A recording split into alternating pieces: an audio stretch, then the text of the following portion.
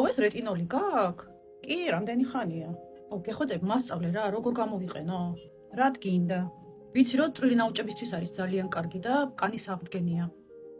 კი, სწორია. ესე იგი, კვირაში ორჯერ წაისვი, საღამოს საათებში, აი მაგალითად სამშაბათს და პარასკევს.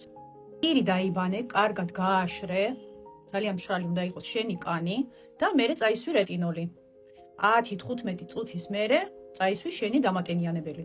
აჰა, სხვა მეტი არაფერი? არა, რეტინოლს როცა ისმევს, სხვა შრატები აღარ წაისვა, მარტო დამატენიანებელი. ვიცი რა გავიგე, რომ ზოგს აყრის სახეზე რეტინოლის გამოყენების შემდეგ.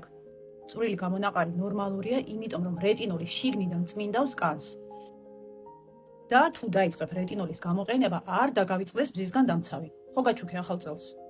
ისმევ? კი, ვისმევ. და ჩემ დას აქვს აკნე და შეიძლება რომ წაისვას? მაიმე არა, რას ამბობ? აქტიური აკნესთვის რეტინოლი არ შეიძლება, ჯობია დერმატოლოგთან წავიდეს. აჰა. და ეს რომელია, სად იყიდე? მე რო ვიყენებ, მე მიხდება. შენ რო გამოიყენო, შეიძლება შენ კანს სულ არ მოუხდეს. შენ თვითონ შეარჩიე, ძალიან დიდი არჩევანი აქვს აქში და კოსმეტიკურ მაღაზიაში. აი, მინიშნება მაინც მითხარი, რომელი ვიყიდო, ან სად. რადგან ახლა დაიწყე რეტინოლის გამოყენება, გაითვალისწინე, რომ უნდა იყოს დაბალი პროცენტი. დაბალპროცენტიანი იყიდე. მაგალითად, ზეორდინარის აქვს 0,1%-იანი ან 0,2%-იანი რეტინოლი. ხომ მიყიდი? ხო გაჩუქე უკვე ბზისგან დამცავი ახალ წელს. ეხლა არც ახალი წელია და არც არაფერი. 8 მარტი მოდის. კაი, რამეს ვნახავ.